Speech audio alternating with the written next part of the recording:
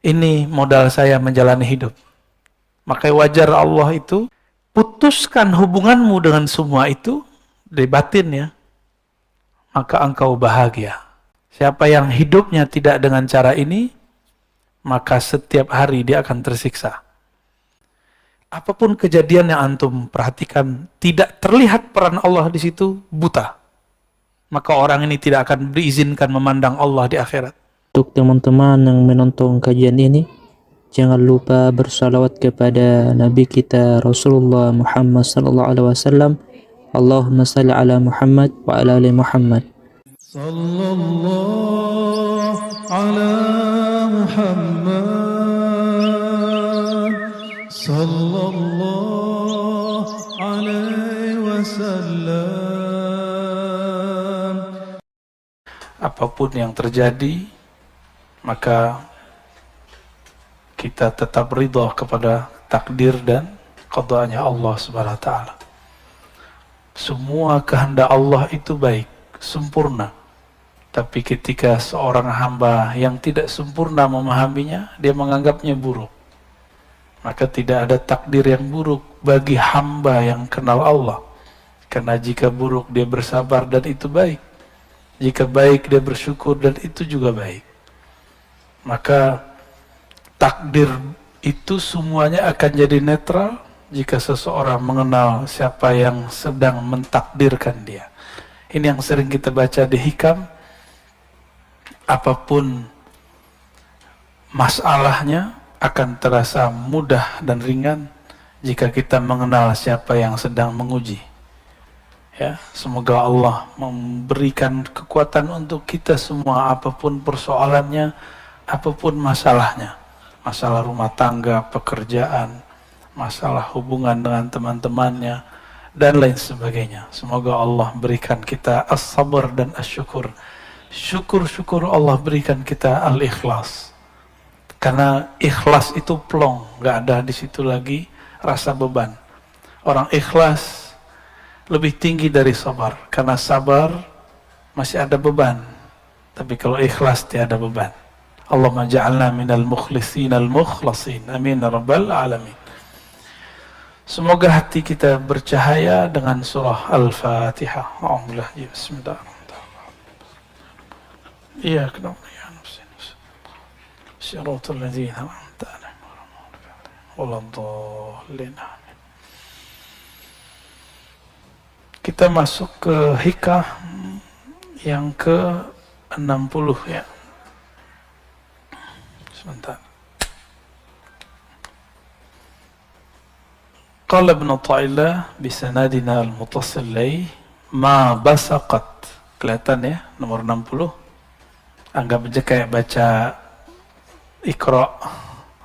Ma basaqat aghsanu dhullin illa ala bidhri tama'in. Di sini ada kata kuncinya. Kata kuncinya pada dhul dan tama'. Tidak mungkin ada kehinaan kecuali karena ada ketamaan, ketamakan. Tamak. Jadi tamak bahasa Arab bisa positif, berarti keinginan, bisa negatif, berarti keinginan yang berlebihan. Di dalam surat As-Sajdah ada kalimat wa tama'a, itu berarti berharap. Dan tidak masalah kalimat itu, tapi dalam istilah Al-Quran itu lebih umum daripada istilah bahasa hadis ataupun bahasa harian. Contohnya di Quran ada lafaz dabah. Pernah dengar? Wa ma min dabbatin fil ard illa 'ala Allahi rizquha. Tidak adalah satu binatang melata atau hewan melata ataupun manusia yang berjalan di muka bumi kecuali Allah jamin rezekinya. Kata dabah artinya semua yang jalan di bumi. Tapi orang Arab tidak pernah menggunakan istilah ini untuk temannya. Hei dabah gitu. Karena dabah artinya binatang yang berjalan. Kapan kehinaan akan muncul? Ketika ketamaan bersemi di dalam diri. Ya, ala bidri tama'in, jika ini disemaikan ketamaan. Enggak dibersihkan, justru malah disemaikan. Nah, ini yang kemudian jadi catatan Imam Ibnu Athaillah As-Sakandari, jangan pernah sama sekali merawat ketamaan. Sifat tamak jangan dirawat, itu maksudnya. Tamak itu sifat dari hewan ternak. Makanya hewan ternak itu hina. Tapi sehina-hinanya hewan ternak seperti babi. Babi tidak pernah mengingkari takdirnya ketika dia tidur di kotorannya sendiri. Pernah nggak babi mengingkari takdirnya? Tidur di kotorannya sendiri. Bahkan nggak ada makanan, dia makan kotorannya sendiri. Itu babi pernah protes nggak? Jadi kita ini untuk masalah takdir kalah sama babi. Itu perkataan Imam Sya'rani. Anjing, kata Imam Sya'rani, anjing itu galak tapi tidak tamak. Kata beliau, guruku salah satunya adalah si guguk alias anjing. Maksudnya apa? Saya bingung.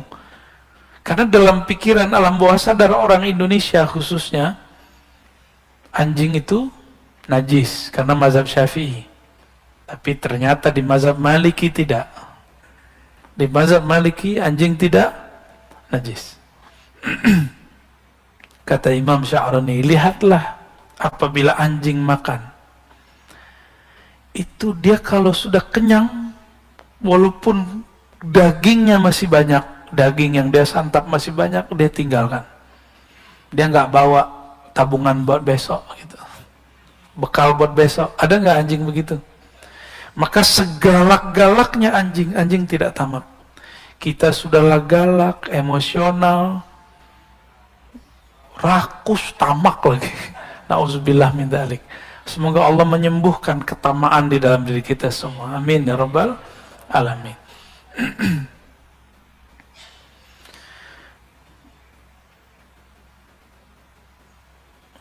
Kita masuk ke 61 ya.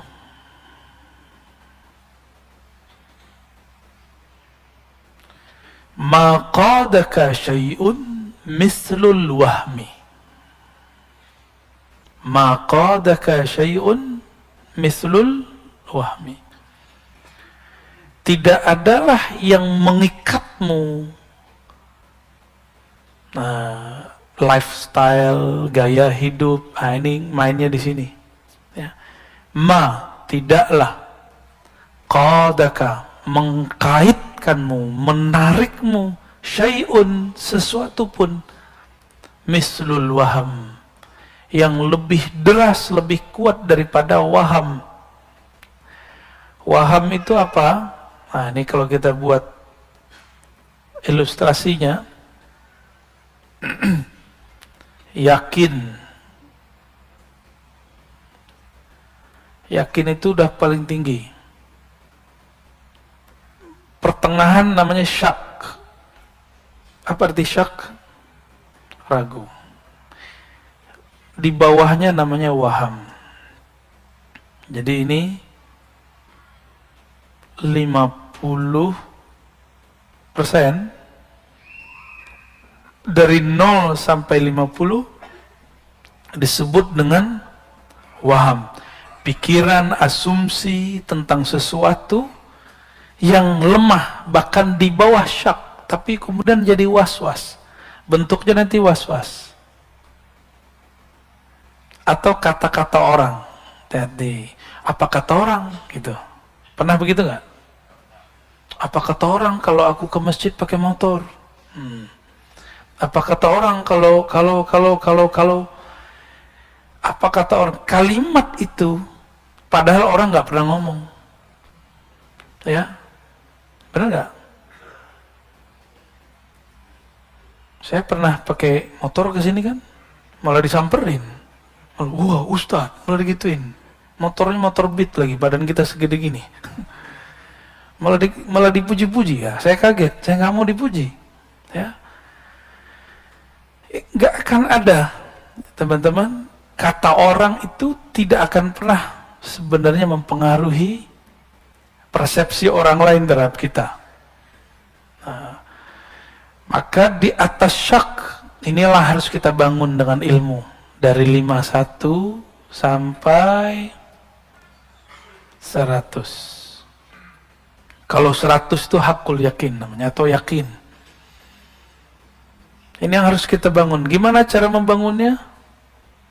Mesti berilmu. Enggak cukup dengan zikir. Saya sudah banyak ketemu ahli zikir tapi was-wasnya tinggi. Lagi zikir pikirannya kemana-mana. Kenapa? Karena kalau zikir main sendiri, kan pegang sendiri, hitung sendiri, sebut sendiri. Bingung apa yang mau dibayangkan.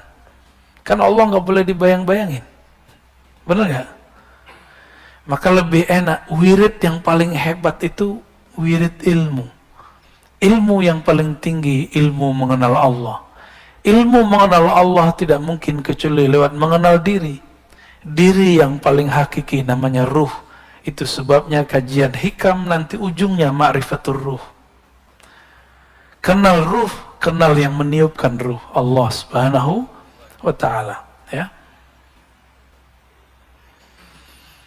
Maka mulai pagi ini coba mulai kalau zikir la ilaha illallah, katakan tidak ada tempat aku menggantungkan harapan kecuali Allah. Tidak ada yang memandang kolbuku kecuali Allah. Yang memandang kolbu kita, perasaan kita cuma Allah. Hatta pasangan belum tentu memperhatikan perasaan kita. Anak-anak belum tentu memperhatikan perasaan orang tuanya. Untuk apa orang tua buat rumah besar-besar? Supaya nanti tua bareng dengan anaknya. Tapi ketika anaknya besar, anaknya buat rumah sendiri, gede juga, mikir sama lagi. Itulah anehnya manusia. Sudah kejadian setiap masa begitu, tapi kok masih diulang. Ini anehnya manusia. Pernah lihat rumah tua bagus zaman-zaman dulu? Kebayang nggak rumah tahun 50-an, 60-an itu gede-gede, tapi sekarang jadi hancur. Nggak ada penghuninya, malah jadi horor. Jadi cerita-cerita horor. Mau bikin rumah horor lagi, ya? Jadi jangan ngikutin lifestyle, kata orang. Dan di dalam teks yang lain beliau di Hikam mengatakan min jahlil murid, ciri-ciri orang yang benar-benar jahil. Ayyatruka, dia meninggalkan yakinan ma indah, keyakinan yang ada di dalam dirinya. Kira-kira begitu kalimatnya, saya ingat. Karena apa? Karena kata-kata orang. Karena kata-kata orang. Apa yang membuat public figure di Korea Selatan bunuh diri? Karena nggak tahan dihujat di sosial media.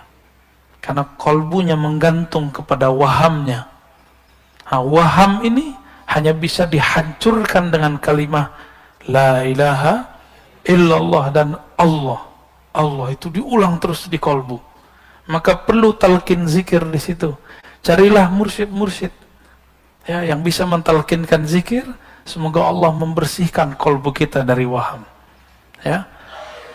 Dan saya dari dulu mengatakan cari di luar. Karena saya tidak terima bayat. Meskipun sesekali saya terima talqin. Cuma itu tergantung mood. Mood itu kalau bahasa tasawufnya hal. Ya, kondisi rohani. Kalau kondisi rohaninya oke, kita kasih. Ini Pak Bambang berapa lama nunggu? Ada setahun. Nggak saya kasih. Tahu-tahu lagi nggak ada mengapa-ngapain, kita talqin. Dan dia merasakan nikmatnya. Ya. Antum sholat. Yang bisa merusak sholat itu waham. Waham itu yang nanti melahirkan khayal. Khayalan ini yang mengganggu pikiran dalam sholat. sholat tapi kepikiran motor dikunci apa enggak, mobil dikunci apa enggak, itu dari waham. Ya, setannya ada tuh, setan khusus. Kalau di wudu namanya walahan, kalau ini namanya ada lagi namanya, ya saya lupa, ada 7 nama iblis. Kalau sekarang boleh disebut iblis berbintang 4. Jadi ada 7 tuh iblisnya. Ada iblis yang adu domba, saut namanya. Ada iblis yang membuat suami istri, teman dengan teman, kelompok dengan kelompok, majelis dengan majelis berselisih. Itu namanya dasim. Ada rumah tangga kacau, itu dasim bekerja. Ada jamaah berselisih, itu dasim bekerja. Mohon maaf, pengurus masjid tengkar, itu dasim bekerja. Maka mengurusi masjid harus dengan prinsip ta'awuz. A'udzubillah minasyaitonir rajim. Pasti banyak kata-kata orang, dan jangan terganggu dengan kata-kata orang. Ya, yang mengizinkan orang itu berkata-kata siapa? Ridho nggak kepada Allah? Maka jangan pandang dia, pandanglah yang menggerakkannya, Allah Subhanahu wa ta'ala. Ini modal saya menjalani hidup. Maka wajar Allah itu, dalam hadis Nabi SAW menyebutkan iman itu 6 rukunnya, dan kalimat percaya hanya dizahirkan di hadis yang nomor pertama dan nomor ke-6. Percaya kepada Allah, dan yang terakhir, engkau percaya kepada takdir. Mau bahagia, percaya kepada takdir Allah, bahwa semua yang Allah kasih itu baik, gak ada yang gak baik. Ketika Rasulullah SAW dilempari oleh orang Taif, Rasulullah mengeluh gak takdirnya? Nah, Rasulullah ngeluh gak, curhat gak ke Jibril? Curhat ke Jibril? Curhat ke Abu Bakar? Enggak. Abu Bakar melihat Nabi berdarah-darah nangis. Abu Bakar luka, tapi dia nggak merasa sakit. Dia sakit ketika kasihnya disakiti. Dia sakit karena nabinya disakiti. Dia sedih ketika gurunya, sang maha gurunya bersedih. Tapi Nabi SAW tidak bersedih. Datang Jibril menawarkan bantuan. Kata Nabi, aku tidak butuh engkau, wahai Jibril. Urus tugasmu. Siapa yang menyuruh kamu turun? Nggak ada. Balik. Disuruh pulang Jibril oleh Rasulullah. Itu Jibril kalau mau tinggal kepakin sawab, habis Taif. Maka orang-orang yang mewarisi rohani Nabi, dia tidak akan menyimpan dendam di kolbunya, meskipun orang melemparinya. Semoga kita diberikan rohani seperti itu. Amin ya rabbal alamin. Walaupun dituduh nanti terhipnotis, ya, dituduh nanti diperdaya, digundam, digendam, apa sih namanya? Macam-macam. Gak masalah, biarin aja. Itu kata orang. Kita dan Allah kan kita lebih tahu. Sir kita dengan Allah, rahasia kita dengan Allah. Maka antum harus punya wirid, punya zikir khusus yang menjaga hubungan kita dengan Allah. Maka kita tahu, Allah nggak begitu kok kepada saya. Ingat-ingat kalau zikirnya enak, ingat-ingat kalau nikmatnya banyak. Maka kita katakan, apapun kata mereka, aku dan Allah, aku lebih tahu. Ya, kira-kira seperti itu. 62. Anta hurrun mimma anta anhu ayisun. Engkau hur. Apa arti hur? Hur itu artinya merdeka. Engkau akan merdeka. Engkau akan bahagia, engkau akan leluasa, engkau akan santai.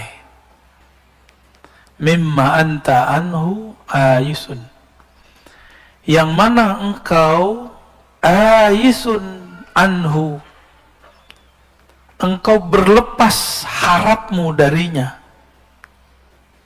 Maka orang-orang yang diperbudak oleh dunia, ketika dia ada harapan ke si dunia. Dunia itu ada harta, ada pasangan, ada anak, ada popularitas, apalagi ada pujian, pengen dipuji, takut dibenci. Itu semua dunia. Putuskan hubunganmu dengan semua itu dari batin ya, maka engkau bahagia. Anta hurrun. Jadi kalau antum nggak kuat dengerin kata-kata orang di sosial media, tutup sosial medianya. Tapi kalau kuat, biarin aja. Badai pasti berlalu. Rasulullah SAW kuat nggak dicaci maki oleh orang-orang kafir Quraisy? Apa kata orang kafir Quraisy? Rasulullah itu majnun. Majnun, ya. Kita tulis. Majnun ini bahasa yang menghina sekali. Gila, ketutup akalnya. Sahirun. Jadi masih mending saya dituduh dihipnotis. Rasulullah dituduh penyihir. Ya, sahirun mubin. Rasulullah itu penyihir yang nyata. Maka pewaris Rasulullah di setiap masa pasti nanti akan dituduh hal yang serupa. Sallallahu alaihi wasallam. Maka siapa saja yang mewarisi kerohanian Nabi akan juga mewarisi ujiannya Nabi. Al-ulama warasatul anbiya. Ulama yang takut kepada Allah, bukan yang pintar baca kitab, bukan yang bergelar. Al-ulama dalam Al-Quran yang takut kepada Allah, yang kenal Allah. Warasatul anbiya, akan mewarisi para nabi. Maka Nabi mengatakan asyaddun nas balaan, manusia yang paling banyak diuji al-anbiya, summal ladzina yalunahum, summal ladzina yalunahum.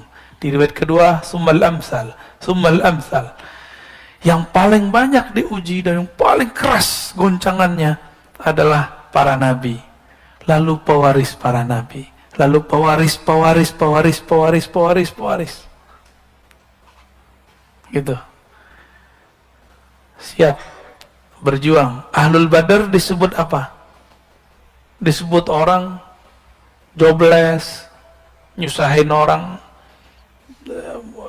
Ansor itu Abu Hurairah dituduh budak perut, budak makan. Karena Abu Hurairah ini kalau diundang makan, doyan makan. Dia nggak ngerti kehidupan santri. Abu Hurairah ini kan santri Rasul. Ada yang pernah nyantri? Pernah tinggal di asrama? Giliran ada yang ngundang, gimana? Mahasiswa deh. Mahasiswa ngekos. Giliran ada yang ngundang, makan gimana? Balas dendam, perbaikan gizi. Ya benar, perbaikan gizi. Salah nggak Abu Hurairah makan banyak? Nggak salah. Justru yang ngundang seneng. Abu Hurairah santri Rasulullah makannya banyak. Alhamdulillah. Ya. Malah saya dulu kalau diundang oleh orang-orang yang ngundang saya makan tuh, kalau makan dikit malah dimarahin. Kamu nggak senang sama saya ya? Jadi kayak repot kita Pak. Kita disiksa dengan banyak makan. Nabi disebut sahirun, Nabi disebut majnun. Nah, ketika kita lihat Nabi di kolbunya masih ada nggak sisi nafsiyahnya? Ini ngecek diri kita masih dominan nggak sisi ego? Bahasa Arabnya nafsiyah. Kalau kita tulis nafsiyah,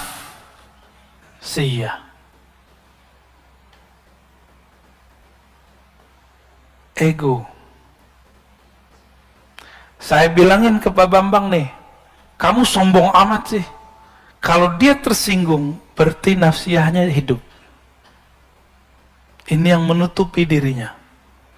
Tapi kalau dia datang, Buya, Ustadz, Pak, kalau emang saya sombong, maafin saya. Berarti nafsiyahnya beres. Saya bilang ke Bapak nih, kamu nih otaknya otak setan. Kalau tersinggung beneran itu. Beneran setan tuh. Tapi kalau kemudian Tuan Guru, kalau betul dalam diri saya ada sisi syaitannya, tolong dibenerin. Gitu. Gimana Pak? Nanti ada orang ngata-ngatain antum, kamu belagu. Tersinggung nggak? Beneran belagu ente. Ya. Tapi kalau mengatakan, oh iya, maaf kalau saya masih dianggap belagu. Kita ini kan beda-beda tradisi Pak semua. Di kampungnya Bapak, di mana kampungnya Pak? Kediri, orang Jawa Timur, beda adab dengan orang Sunda. Beda adab dengan orang Madura. Beda adab dengan orang Betawi, beda adab dengan orang Padang. Di kampung saya dulu Pak, sekarang udah mulai baik. Cium tangan tuh nggak ada. Adanya cium, cium pipi. Maunya. Nggak ada cium tangan sama guru, nggak ada. Saya kesini, saya lihat orang cium tangan sama guru fisika, guru bahasa Inggris. Saya berpikirlah, masa cium tangan guru fisika, guru bahasa Inggris? Tapi saya nggak cium tangan mana guru hadis saya. Maka 3 tahun lamanya hampir sekitar itu saya nggak cium tangan mulia guru saya, Syekhna Ali Mustafa Yaakob. Setelah itu kemudian baca satu kitab Ar-Rukhsah fi Taqbilil Yad. Lalu baca juga beberapa hadis ada di Sunan Nasai, jangankan tangan kaki pun dicium. Hadisnya sahih. Maka kemudian mulailah saya mencium, dan grogi juga sih nyium tangannya, dan kaku gitu. Ini bedanya, karena saya orang Sumatera, itu tangan guru yang saya tarik. Benar ya? Tuh antum tuh. Tapi apakah itu su'ul adab? Untuk orang yang nggak ngerti, nggak disebut su'ul adab, nggak disebut buruk adab, karena dia nggak ngerti. Tapi kalau dia ngerti, kepalanya yang turun. Kalau sudah nyantri, mereka ketahuan nih, ini bukan santri nih ya. Kalau bukan santri, tangan gurunya ditarik. Kalau santri, kepalanya yang turun. Itu bedanya Pak. Bapak disebut sesat, ahli bid'ah, marah gak? Jangan marah. Saya ngaji ya biar nggak jadi sesat, biar nggak bid'ah, kira-kira begitu. Kita perbaiki. Kalau ada orang beda faham, itu urusan dia. Ya. Ini ngecek nafsiyah, punya ego yang masih nyala nggak di dalam diri. Nah, ego ini ada ego ternak, binatang ternak. Apa egonya? Serakah, rakus, tamak. Ada ego buas, emosi. Kalau udah emosi, agak cerdas sedikit, ngadu domba orang. Maka coba lihat ya, di banyak majelis itu ada aja yang ngadu domba, ya. Dan kita jangan terpancing. Kalau kita terpancing, berarti ego kita sama jeleknya dengan ego dia. Belum namanya nafs al-mutmainnah. Jadi nafs ini ada 7 tingkatannya, masih ingat? Ingat gak? Nafs ammarah bisu, jiwa ego yang mengajak kepada keburukan. Terus yang kedua, lawamah, yang dia mencela dirinya kalau salah, atau selesai melakukan sesuatu dia cela dirinya. Yang ketiga mulhamah, mut-mutan, kadang baik kadang buruk. Dan yang keempat baru dan mutmainnah. Ini orang egonya sudah stabil. Dia tidak akan menyalahkan orang yang menuduh dia apa-apa. Ya. Mutmainnah itu nggak menyimpan benci lagi dalam dirinya. Ya. Bisa begitu nggak? Mulai-mulai ya, belajar-belajar kita, sama-sama belajar. Saya pun masih belajar. Wa abdun, engkau itu akan menjadi budak. Abdun, budak. Lima anta lahu tami'un, engkau budak terhadap sesuatu yang engkau rakus terhadapnya, engkau tamak terhadapnya. Semua kita tamak, pengen punya duit banyak, benar nggak? Benar? Jujur aja lah, bilang iya. Sama kita berarti, ya. Tapi dengan belajar hikam, direm dikit, sedikit. Buktinya apa? Kita untuk mendapatkan harta, kita bekerja, berangkat pagi, pulang sore. Bahkan ada yang pulangnya besoknya lagi, pagi besoknya. Kenapa? Karena tawami'un, menginginkan dapat dunia. Antum kira teman-teman yang menghibur kita di TV, selebriti, para artis, komedian itu bahagia? Belum tentu dia bahagia. Walaupun dia bisa bikin orang ketawa, bisa jadi dalam dirinya ada masalah yang sangat banyak. Tapi hebatnya komedian itu, dia masih bisa menghibur kita walaupun dirinya bermasalah. Kalah kita, Pak. Kita masalah dikit, wajahnya langsung kacau. Gak bisa menghibur orang. Kita kalah sama mereka. Mereka bisa menyembunyikan masalahnya dikit. Kita katanya rajin sholat, rajin zikir, rajin tahajud, rajin jamaah. Kesel dikit disebut. Beda faham dikit, kemudian menyalahkan orang. Nauzubillah min dzalik.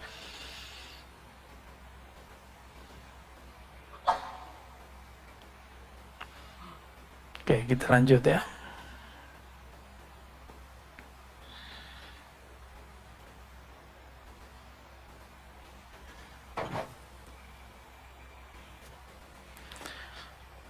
Man lam yuqbil 'ala Allah bimulatafatil ihsan qida ilaihi bisalasilil imtihan. Siapa yang tidak menghadap kepada Allah dengan kelembutan ihsan, mulatafah, lutf. Allah bernama Latif. Ini lutf. Itu lembut. Siapa yang tidak menghadap kepada Allah dengan kelembutan ihsan. Ihsan ini, apa arti ihsan? Engkau beribadah seakan memandangnya. Engkau hidup seakan melihat bahwa dialah yang ngatur hidup. Siapa yang hidupnya tidak dengan cara ini, maka setiap hari dia akan tersiksa. Qida ilai atau quyida ilai, akan disertakan dalam hidupnya, akan dikaitkan kepadanya belenggu-belenggu imtihan. Apa arti imtihan? Ujian-ujian.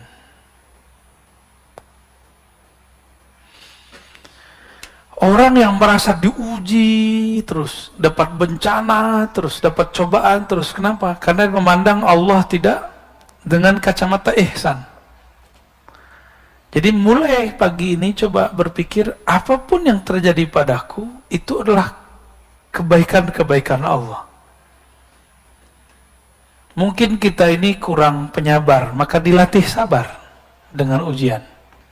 Ada yang diuji dengan kekurangan, sabar nggak? Ada yang diuji dengan kelebihan, bersyukur nggak? Ada yang diuji dengan pujian, lupa diri nggak?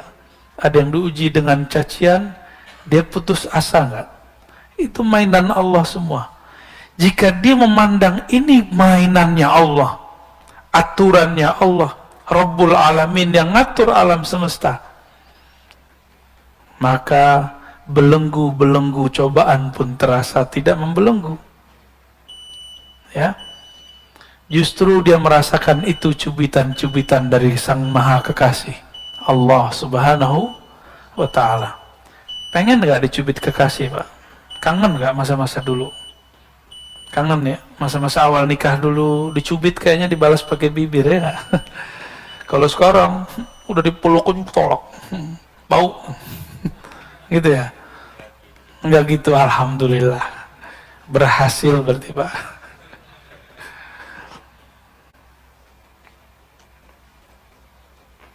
Kalau kawan-kawan kayak ahbab tabligh itu, kalau di rumah itu sudah mulai suntuk, khuruj dulu. Pulang-pulang rindu seperti orang baru menikah lagi. Tuh bisa belajar sama teman-teman tabligh Pak ya. Man lam yashkurin ni'am faqad ta'arrada li zawaliha. Siapa yang tidak mensyukuri nikmat-nikmat. Ni'am itu nikmat-nikmat, jamak dari ni'mah. Faqad ta'arrada li zawaliha. Dia sedang menantang Allah untuk menghilangkan nikmat itu. Nikmat itu jangan dibayangin duit doang. Ini kebanyakan kita mikirin duit, rumah, apalagi sehat. Enggak, semuanya. Apa aja. Ilmu ini nikmat gak? Nikmat gak? Bersyukur itu berterima kasih. Bahasa Arabnya syukur. Terima kasih itu bahasa Indonesianya. Lam yashkurillah ma lam yashkurin nas. Tidak disebut berterima kasih, bersyukur kepada Allah kalau belum berterima kasih kepada guru, kepada orang tua, kepada teman, kepada pasangan, kepada anak, kepada semua yang pernah berjasa dalam hidup kita. Itu ya. Maka saya sendiri berterima kasih kepada orang yang menegur saya. Inilah manhaj Imam Al-Ghazali. Imam Ghazali mengatakan, jika engkau tidak ketemu mursyidmu, karena mursyidmu mungkin tidak tiap hari, maka lihatlah musuhmu. Musuhmu paling kenal dengan aibmu. Musuhmu paling kenal dengan aibmu. Jadi bersyukur ada musuh. Nikmati. Musuh itu adalah lisannya guru yang agak galak. Ya.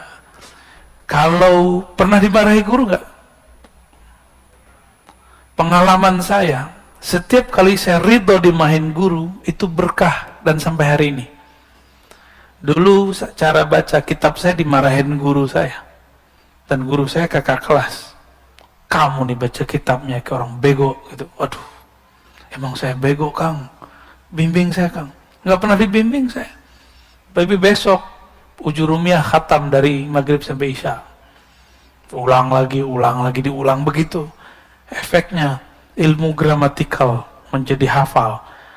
Karena ada yang bilang saya bego. Tuh, nikmat nggak? Coba nggak ada kakak kelas saya ngomong begitu dulu. Alhamdulillah. Dulu ada yang nyindir saya, kalau ada di pesantren ini nggak cium tangan kiai kita, berarti orang sombong. Kan kita nggak ngerasa sombong, cuek aja. Ternyata yang maksud saya. Ya, alhamdulillah. Jadi kita bersyukur ada orang-orang hater. Ya. Jadi antum nih, kalau mengerti bab itu, silakan main sosial media. Silakan main apa aja di sosial media. Nggak akan terpancing.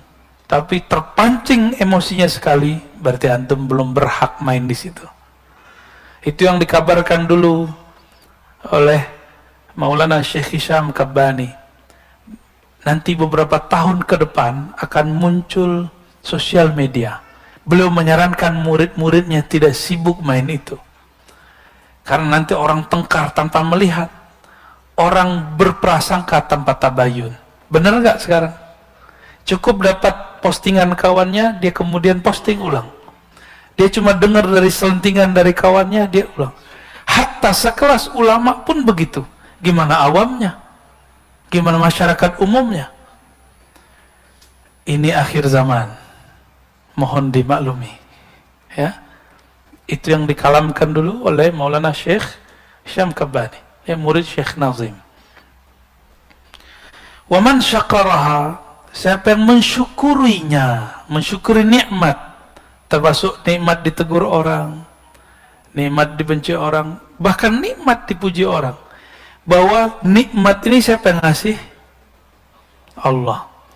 Jadi ketika ada orang muji kita, anggap saja itu reward sebelum nanti di akhirat. Jika ada orang mencaci kita, anggap saja itu teguran Allah supaya kita tidak tersesat. Gampang toh? Ya, bisa nggak begitu? Ya. Maka kita nggak perlu capek-capek membalas-balasi orang di sosial media. Antum ini kan capek-capek, balesin. Lelah hidup begitu. Fi tughyanihim ya'mahun. Ya. Karena itu berlebihan, tughyan itu berlebihan. Ya'mahun, akan terombang-ambing, gelisah setiap hari. Coba hentikanlah. Kalau ego belum beres, hentikan dulu itu. Ya. Nabi Sulaiman punya harta yang sangat banyak. Apakah merusak kalbunya? Karena nafsiyahnya sudah beres.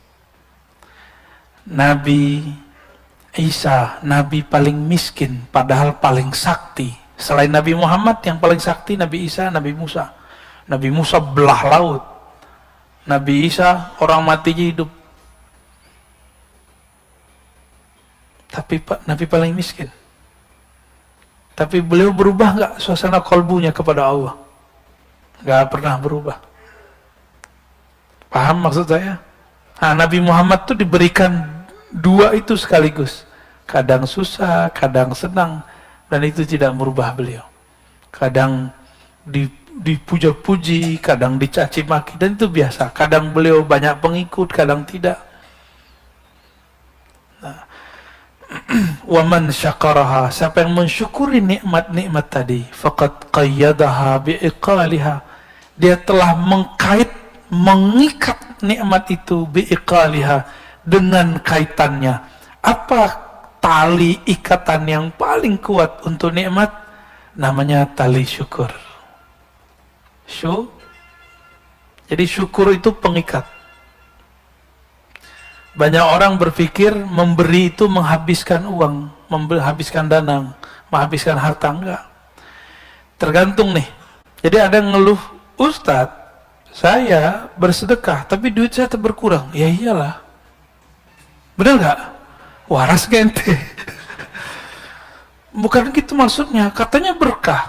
Nah, dia lupa. Keberkahan itu nggak mesti dibalasi dengan angka. Saya sangat banyak melihat orang yang hari-harinya suka berbagi. Allah berikan kenikmatan bahagia dalam dirinya. Orang bahagia itu meskipun terlihat renta, terlihat kayaknya lemah, tapi batinnya bahagia. Kebahagiaan itu nggak bisa dibeli.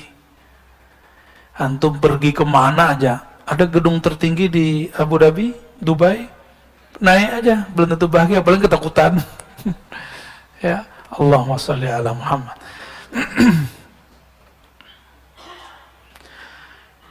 Nikmat yang paling besar bagi saya adalah nikmat mengenal Allah. Nikmat mengenal Allah. Mengenal Allah inilah yang membuat kita memandang perannya di semuanya. Kira-kira itulah yang disebut dalam hadis, dalam Al-Quran dan hadis Nabi. Dalam Al-Quran, siapa yang buta di dunia, maka dia buta di akhirat. Apapun kejadian yang antum perhatikan, tidak terlihat peran Allah di situ, buta. Maka orang ini tidak akan diizinkan memandang Allah di akhirat. Ingin memandang Allah? Kita ini kalau sudah jatuh cinta seseorang, pengen ketemu nggak? Pengen ketemu. Bener? Kayak baju cinta aja, Pak. Baru jatuh cinta ya. Udah lama. Ketika kita senang seseorang, kalau dia lawan jenis, kita pengen dia jadi kekasih kita. Kalau dia teman, kita pengen akrab dengannya. Nggak ketemu sehari dua hari, kayaknya rindu. Ditelepon, ditanyai. Bener nggak? Makanya Nabi itu ketika ada sahabat tidak hadir, Nabi nanya, mana si fulan? Disampaikan oleh tetangganya, kamu tadi ditanyai Nabi, girangnya hatinya. Yang tadinya dia sakit demam berhari-hari, langsung sembuh cuma ditanyain Rasulullah SAW. Abdullah bin Umar dalam Al-Adab Al-Mufrad karya Imam Al-Bukhari, hadisnya hasan. Ini bukan hadis sahih, bukan kitab sahih. Kitab selain sahih namanya Al-Adab Al-Mufrad karya Imam Al-Bukhari. Satu kali dia jatuh atau apa di riwayat itu, lalu kakinya sakit dan sulit jalan. Ada orang ingat Abdullah bin Umar ini kalau disebut nama Nabi Muhammad oleh orang yang tepat pasti sembuh. Maka diceritakanlah kepada orang yang tepat membicarakan Nabi. Orang itu kemudian datang kepada Abdullah bin Umar. Apa kata orang itu? Abdullah, coba engkau ingat-ingat, kalau perlu kamu panggil, teriak keras-keras orang yang paling engkau cintai. Istrinya ngira dia yang bakal dipanggil. Enggak. Istri duanya juga mikir enggak. Tiga enggak ada semua. Anaknya juga enggak. Anaknya alim-alim. Sayyidina Abdullah bin Umar itu anaknya jadi mujtahid. Enggak ada yang dipanggil. Orang tuanya juga tidak. Umar. Ternyata dia menyebut Muhammad. Langsung badannya bergetar, jantungnya kemudian kuat lagi, langsung berdiri, sehat, ke masjid besoknya. Kita disebut nama Nabi Muhammad SAW, gak ada efeknya. Betapa kerasnya kolbu ini. Berarti kita belum kenal Rasulullah SAW. Kullul qulub ilal habibi tamilu. Setiap hati orang yang punya kolbu kepada kekasihnya pasti cenderung, pasti kangen, pasti rindu. Apakah ciri rindunya? Disebut nama kekasih, matanya berlinang-linang, hatinya rindu, bulu romanya merinding. Disebut Rasulullah Sallallahu Alaihi Wasallam. Maka apapun yang terjadi pada kita, obatnya cuma Rasulullah. Muncullah kemudian oleh ulama kita, dapat ilham mereka. Bersebutlah salawat tibbil qulub. Allahumma salli ala Sayyidina Muhammad. Tibbil qulub. Tibbil qulub dulu, jangan jasad dulu, qulub dulu. Ya Allah, sampaikan salam kami kepada penawar penyakit kolbu kami, pelipur lara sedih kami, Rasulullah SAW. Tibbil qulub wa dawaiha, penyembuh kolbu, penawar penyakit kolbu. Wadawa ya, sedih, senang, sakit, kesal, emosi. Istri saya dulu pernah umroh, salah jalur keluar, dia masuk di situ, dibentak-bentak oleh orang Turki. Cukup bilang sholli ala Muhammad, berhenti itu orang Turki. Nggak jadi, nggak jadi lagi. Sholli ala Muhammad, berarti di kolbu dia ada cinta kepada Rasulullah Sallallahu Alaihi Wasallam. Jadi kalau ada orang tengkar baca sholli ala Muhammad, ya. Kita emosi, katakan Allahumma sholli ala Sayyidina Muhammad. Silakan ditambahkan setelahnya tibbil qulub wa dawaiha. Baru sebutkan wa afiyatil abdani wa shifaiha, penyembuh badan, penawar penyakit badan.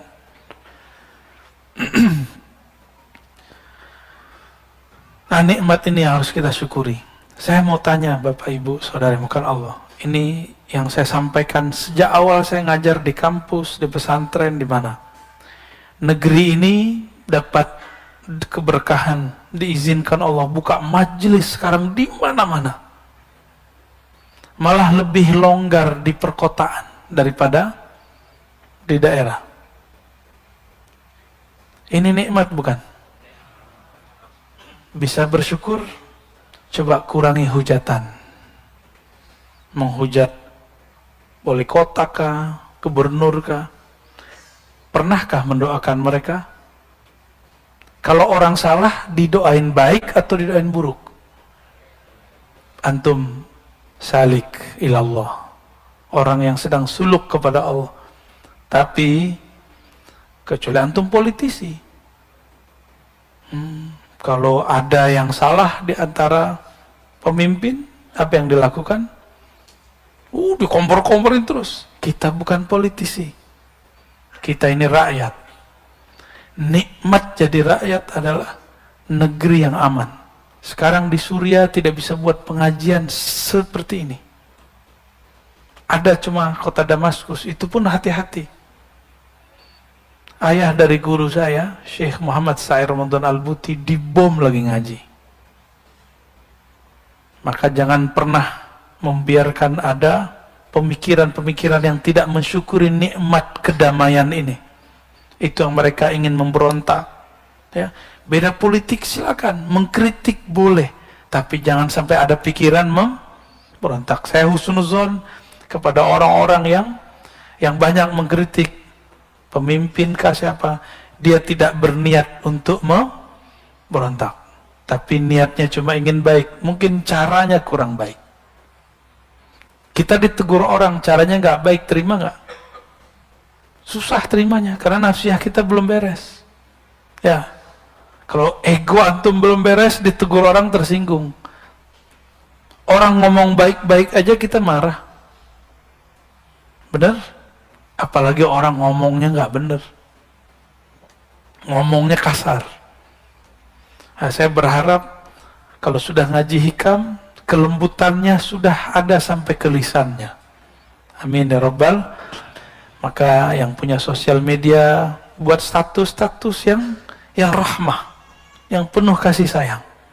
Jika mengkritik pun mengkritik dengan kasih sayang. Jika ingin menegur pun menegur dengan kasih sayang.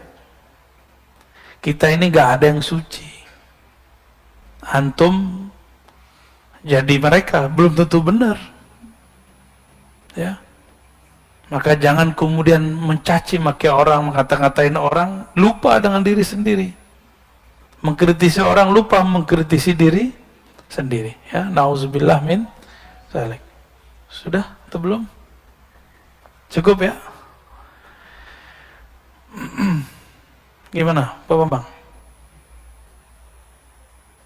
Saya tutup dengan hikmah ini ya.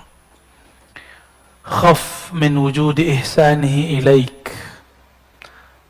Takutlah terhadap wujud ihsanihi ilaik,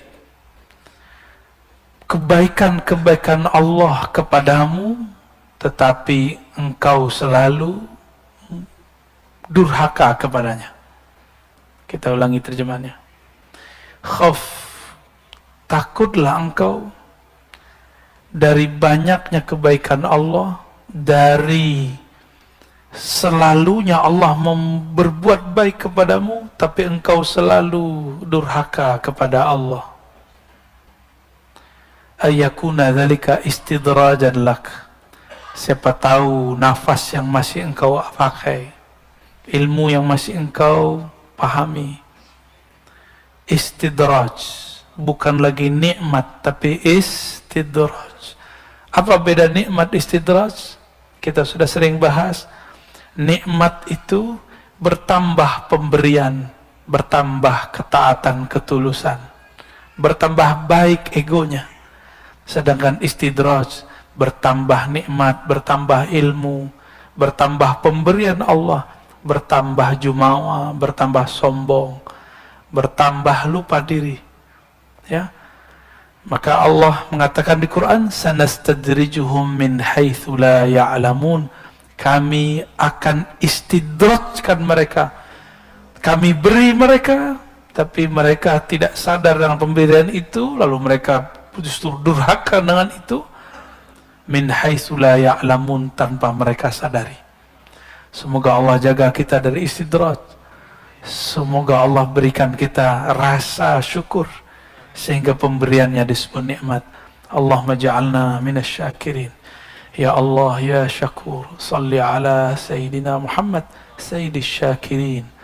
Ya Allah, sampaikan salam kami kepada makhlukmu, kekasihmu yang paling bersyukur, yang paling berterima kasih, yang paling bersabar, Sayyidina Muhammad sallallahu alaihi wasallam. Ya Allah, Semoga dengan salawat ini sifat syukur kekasih kami Nabi Muhammad dapat diwarisi dalam diri kami. Sifat sabarnya menular kepada kami. Allahumma ya Allah, ya Ghaffar, ya Ghafur, ya Sattar, wahai yang maha pengampun. Dosa kami sangatlah banyak. Dosa mata, dosa telinga, dosa tangan, dosa kaki, dosa lisan, dosa kemaluan, dosa perut, dosa dari ujung kepala, ujung rambut sampai ujung kaki. Belum lagi dosa hati ya Allah. Dosa syirik khafi, dosa ria, dosa sombong, dosa iri dengki, dosa senantiasa lupa mensyukuri Engkau. Ampunkan dosa-dosa kami ya Allah. Ampunkan aib kami ini ya Allah. Fastur auratina bisitrikal jamil. Ya Allah, jangan pandang aib kami ya Allah. Jangan pandang aib kami ya Allah. Jangan permalukan kami di hadapan Engkau dan makhlukmu ya Allah. Fastur auratina bisitrikal jamil. Dengan keindahanmu ya Allah. Dengan kemegahanmu ya Allah. Dengan kebaikan-kebaikanmu ya Allah, maka balutlah kami, hiasilah kami dengan kebaikan-kebaikanmu, sehingga aib kami tidak terlihat di sisimu. Allahumma ya Allah, ya muqallibal qulub, wahai yang membolak-balik hati ini, hati kami berubah-ubah ya Allah, kadang baik, kadang bersyukur, kadang lupa bersyukur. Kadang ingat Engkau, kadang lupa mengingat Engkau. Apalagi sholat kami ya Allah, jarang sekali khusyuk ya Allah. Apalagi terhadap nikmat-Mu ya Allah, jarang bersyukur ya Allah. Maka ampuni kami ya Allah.